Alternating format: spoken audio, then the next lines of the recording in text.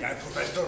Тя е професорка. Академик, професор, тук всички сме доценти. Имаме вече въобще.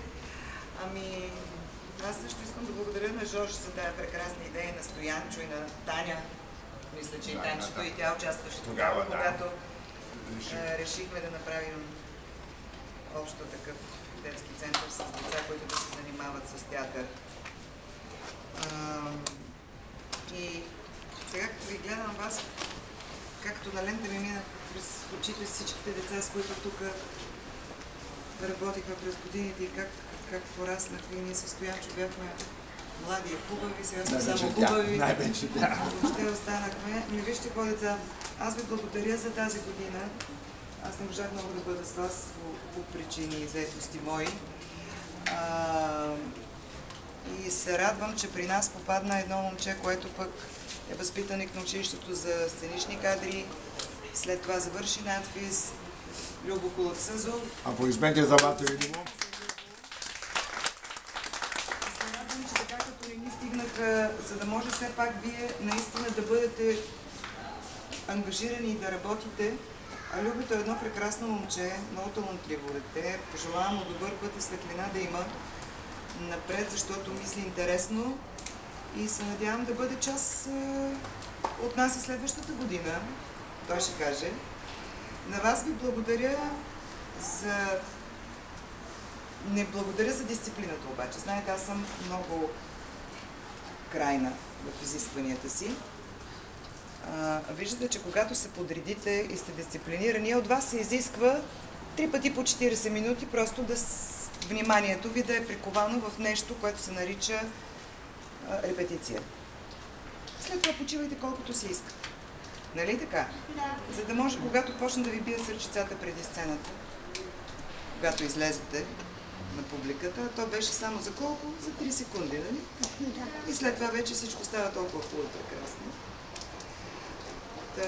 В този ред на мисли искам да кажа, че ще ви бъда много благодарна, ако бъдете малко по-самокритични към себе си относно дисциплината. Останалото го имате. Всички сте безкрайно талантливи. Сега кой от вас ще продължи нататък, това е вече въпрос на личен избор. Но единственото и най-важно нещо е да се забавлявате. И да се останете винаги деца и владетели, такива каквито сме всички ние тук. Стоянчо, който е душата и сърцето на тая школа, винаги съм го казвала. Жорж, да не говорим за него, за изявите му, за нещата, които е направил за България изобщо. За България, не само за Пловдив. Любе, надявам се да чуваме те първа за тебе. Ами, прегръщам ви, обичам ви, едно хубаво лято ви пожелавам и на есен с песен отново. Благодаря, Ивана. Батя Любов, ти като най-млад и завършваш официалното. Ами аз първо трябва да благодаря най-вече на Стоян и на Ивана, че се сетиха за мене, че се запознахме. Имах такова голямо доверие да ви споделят с мене, да работим заедно. Аз много се радвам, че се запознах с всички вас. Мен най-хубавото, което може да ми се случи, е тази среща с вас. И аз оценявам, че вие сте избрали да правите театър. За мен това е най-големия подарък. Защото вие отделяте един път или 2 пъти в седмицата да се занимавате с това. Знаем, събота и неделя бихте искали да излизате навън, да играете компютър и така нататък, но вие сте избрали това да правите изкуството, да радвате не само нас, но да радвате и вашите родители, защото това е най-хубавото, да виждаме повече усмивки. Искам да ви пожелая да продължавате да работите, да правите театър, независимо от как. Да се занимавате с изкуство, защото това е единственото нещо, което може да променя света. Културата променя света. Така желая ви да се забавлявате супер много. Да продължавате да играете. Иван сега каза, театърът е сериозно нещо, то не е телевизия, не е просто да има някакви забавления. Театърът е сериозно и ние се занимаваме с сериозни теми. Аз ви потънах в едно много дълбоко море, Екзюпери, Малкия принц, за 20 минути, вие не осъзнавате, но това е нещо много сериозно. Не знам как се случи. Случи се благодарение на вас.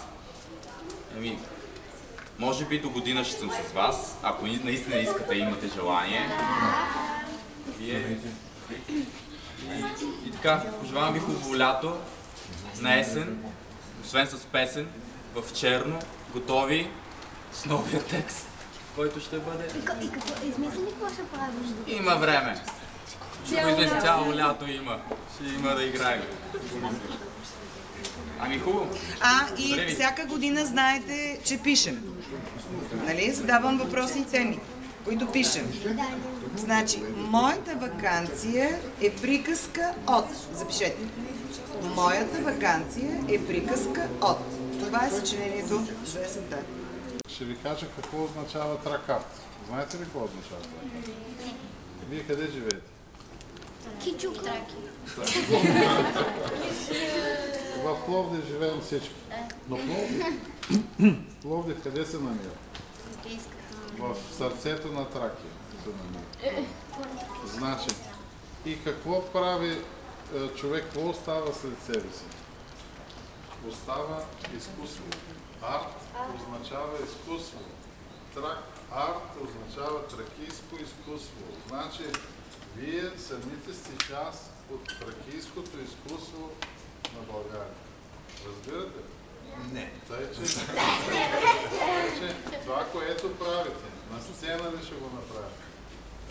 Когато напишете нещо ви, защото всяко едно стихотворение, всеки един разказ е изкуство.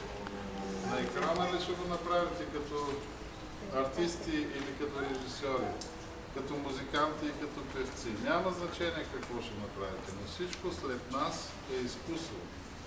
И всичко след вас ще бъде изкуство. Разбирате? Ето на вас това ви е първото изкуство, което сте направили. Тоест, вие сте доказали, че можете да бъдете прекрасни артисти и да направите една прекрасна постановка и да победите всички на Рошевата котка. Нали? Достатъчно така звучи, как да го кажа, подкупно и шеговито Рошевата котка, но в края на краищата там вие сте доказали, че сте деца с възможности. Зато и аз ви благодаря и продължавайте да бъдете именно носителите на това тракийско изкуство, защото вие всички и живеете, и вашите родители, и предшественици, всички са от Тракия. Тъй, че следващата година по-голяма награда. Много. Само нека който чете тези редове бъде безкрайно щастлив. Аз забравих училата в София, страшно. Здравейте, приятели! Съжалявам, че не мога да дойда на тържеството. 3 удивителни. Затова ви пращам тази изненада. Усмивка, емотикон. Весело изкарване от Кристиян Георгиев. Честит празник!